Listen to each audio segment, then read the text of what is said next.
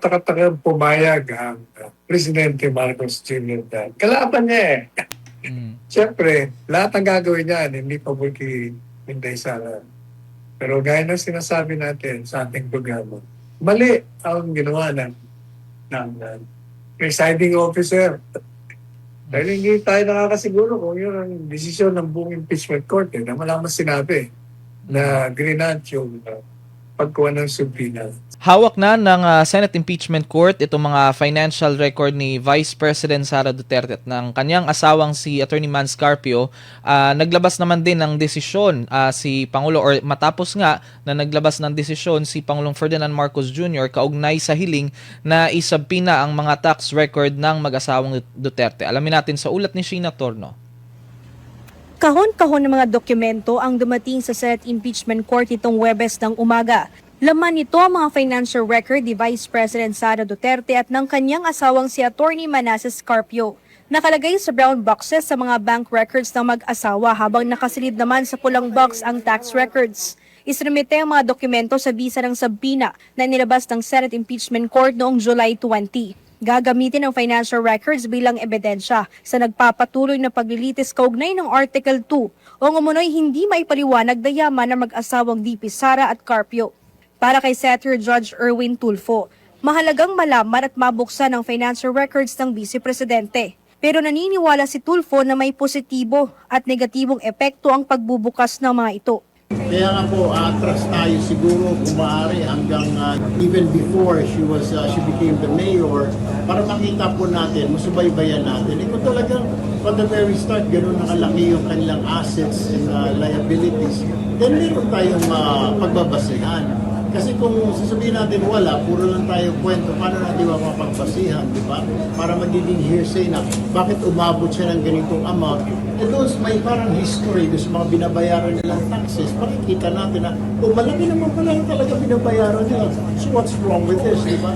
Pero yung cons din, kung hindi pala, biglang lumaki yung assets, liabilities, yung taxes niya lumaki this past few years lang. So questionable. Kaya we really want to find out, the senator judges wants to find out na kailan ba nag-umpisa ito, yung kanyang wealth, diba? Yung yaman, magkano na ang kinita niya over the past several years. So, sa kabila nito, sa ilalim ng Section 270 ng National Internal Revenue Code o NIRC, kinakailangan munang magkaroon ng kaukulang otorisasyon mula sa Pangulo ng Pilipinas bago tuluyang mabuksan ng Bureau of Internal Revenue BIR ang tax records ng mga matataas opisyal ng pamahalaan kabilang ang Vice Presidente. Kung nag-approve na o nagbigay na ng clearance ang Pangulo sa BIR upang mabuksan ang tax records ni VP Sara at saka ni Attorney Mans Carpio.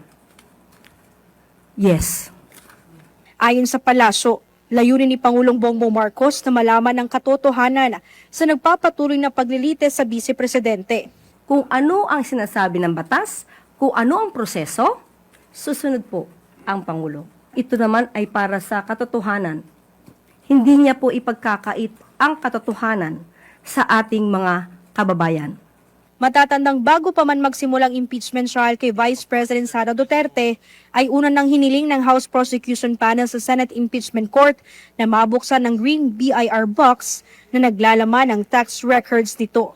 Para sa Diyos at sa Pilipinas kung mahal, ito si Sheena Torno, SMNI News. Ayan nga, Attorney Sal. Pero sa panig naman ng depensa ngayon, Attorney Sal, nintay yung tugon nila with regard dito sa isyong ito. Pero ano po masasabi ninyo ngayon, Attorney Sal, na pinayagan na ni PBBM itong pagbubukas nga ng mga financial or BIR records ni VP Sara? Hindi nakatakataka pumayag ang Presidente Marcos Jr. dahil kalaban niya eh. Siyempre, lahat ng gagawin niya, hindi pa kay Inday Sara. Pero gaya ng sinasabi natin sa ating programa, mali ang ginawa ng presiding officer. Dahil hindi tayo nakakasiguro kung yun ang desisyon ng buong impeachment court na malaman sinabi na grinant yung pagkuha ng subpoena. Sapagkat maliwanag naman ang standing batas tungkol dyan sa mga pagdating sa mga issue na bangko, maliwanag ang batas dyan, na merong secrecy, confidential. Magagamit mo lang ang mga tax record at mga bank records na yan. Kung meron kang ebidensya, maliban pa dun sa nakalagay sa tax at bank records na merong hindi maipaliwanag o mga nakaw na yaman. Kailangan kasi meron kang ebidensya outside of the documents. Gaya ng pinaliwanag natin, kung ngayong taon na ito, meron kang 5 milyon at nung pumasok ka sa gobyerno 5 years ago, meron ka lang 500,000, 500,000 lang. Tapos sa 5 taon, biglang meron ka ng 5 milyon. Hindi ibig sabihin na ninakaw mo na yun. Pero kung meron kang ebidensya na merong pera siya sa iba na hindi niya diniklara sa salary, meron siyang mga ari-arian na hindi niya diniklara doon, yun ang pwede mong hingiin sa hukuman na ilabas yung mga record para matuntun mo yung tinatawag na nakaw na yaman. Iyan ang ebidensya. Pero kung kukunin mo lang yung records, wala ang magiging batayan mo lang dahil tumaas ang income mo. Pero alam mo, kahit yun, may problema ka doon dahil sinasabi nila tumaas ang income. Pero ang period within which na tumaas, 20 years. Yes, Pero 20 years, ibig sabihin, kung 20 years, may bupete itong mag-asawa. Siyempre, kumikita yan. At kung yung pangpera nila, nilagay nila sa bangko na nagkaroon ng tubo, nilagay sa negosyo, siyempre, kakaroon ng increase ng income. Kaya hindi mo nangangahulugan na dahil tumaas ang income mo, after 20 years, meron ng nakaw. Kaya kalokohan yan talagang kasama mo yun sa lahat ng plano. Talagang gigipay nila si Inday Sara. And to think, Attorney Sal, sinama pa nga yung period kung saan vice mayor pa siya at naging mayor ng Davao City. Marami na nagsasabi na bakit pa isasali yun na dapat during lang sa period ng pagiging vice president niya. Hindi lang marami nagsasabi, kahit hindi niya sabihin yun. Yun ang batas. Hindi mo dapat isama yun. Ayan, maraming salamat po, Attorney Sal. Samantala, sa iba pang issue, kasunod nga ng mga ulat na hindi umano na ipresenta ang panukalang or ipinanukalang Pax Silica project sa lokal na pamahalaan ng Capas Tarlac at sa mga apektadong komunidad, nilinaw ng Malacanang na nagpapatuloy ang konsultasyon ng BCDA o ng Bases Conversion and Development Authority sa mga LGU at iba pang stakeholder kaugnay nga nitong proyekto. Pero alamin natin ang buong detalye sa ulat ni Creseline Catarong.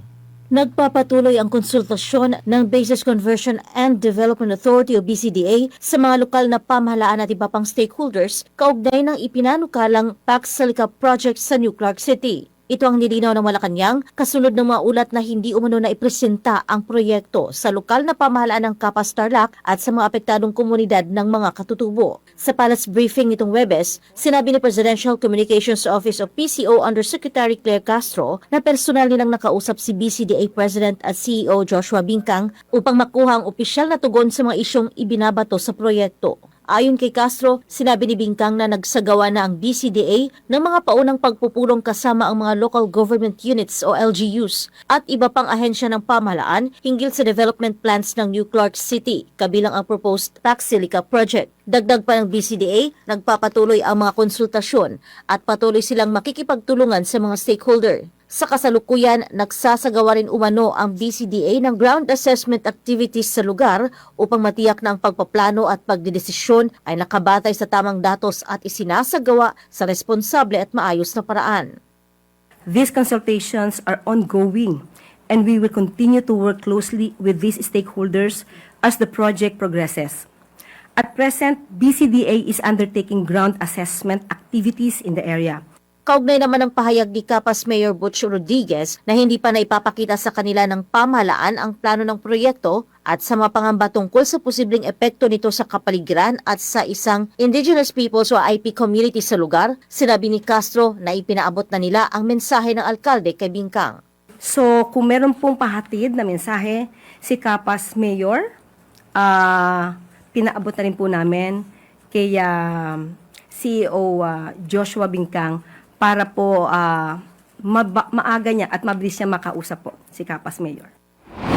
Kaugnay nito, tiniyak ng palasyo na maingat na sinusuri ng pamahalaan ang mga isyong may kaugnayan sa ipinanukalang Pax Silica Project, kabilang ang mga pangamba sa paggamit ng supply ng kuryente at tubig. Gayon din ang isyu ng koordinasyon sa mga lokal na stakeholder. Sa tanong kung pinal na ba ang proyekto dahil bahagi ito ng Luzon Economic Corridor na napagkasunduan noong administrasyon ni dating US President Joe Biden at sa pagbisita ni Pangulong Ferdinand Marcos Jr. sa Washington, sinabi ni Castro na maaari pang magkaroon ng pagbabago sa ilang probisyon ng proyekto. Ipinaliwanag niyang maaring rebisahin ang ilang bahagi nito upang mas matiyak na magiging kapaki-pakinabang ito sa mga Pilipino at sa mga partner ng bansa. Samantala, itinanggi rin ng palasyo na ang patuloy na pagrepaso sa proyekto ay magdudulot ng pangamba sa mga dayuhang mamumuhunan. Ayon kay Castro, bahagi lamang ito ng proseso upang matiyak na maayos na natutugunan ang lahat ng issue bago ipatupad ang proyekto. May chance po na mabago ang ibang mga provisions. Kung ano po yung maaari pang mas maging magandang idulot sa ating mga kababayan, sa bansang Pilipinas, and of course, sa mga partners, yun naman po ay isa sa alang-alang. Hinikayat din ni Castro ang mga may agam-agam tungkol sa Pax Silica Project na makipag-ugnayan sa mga kinauukulang ahensya ng pamahalaan upang maiparating ang kanilang concerns at mabigyan ng kaukulang solusyon. Para sa Diyos at sa Pilipinas kong mahal, Cresceline Catarong, SMNI News. Yan. Isa nga sa mga agam-agam ng nasabing project, Attorney Sal, ay yung pagkonsumo or posibleng malakihang konsumo sa tubig at sa kuryente, Attorney Sal. Kaya hindi rin parang malinaw pa yung mga probisyon ng nasabing proyekto, Attorney Sal. Ano pong komento ninyo sa isyong ito? Wala, hindi ko iniintindihan. Yan yung mga palamuti lang yan ang mahalaga. Kaya nang sinabi ko sa inyo, nagsalita siya sa solo. Yan ang mga sinasabi mong achievements, program, dapat nung simula ka pala. Pinag-uusapan, the elephant in the room. Isyung akusasyon sa iyo, Mr. President, na ikaw ang nasa utak ng flood control project corruption. As accused by, no less, ng iyong kaibigan, kakampi ninyo, hatchetman nyo sa Kongreso na si Saltico. Hindi mo sinagot ang akusasyon na yan. Nagmaang-maangang ka dyan. Wala. As in, wala. Wala kang sinabi. Pinalalabas mo, ikaw nag-expose. Hindi nga, ikaw nga ang tinutuhog eh. Kayong dalawa ni Martin. Kaya dapat yun ang ipakaliwanag mo sa ating sambayanan kung bakit hindi ito. Yan ang pinakamalaga sa yan ang issue yung corruption.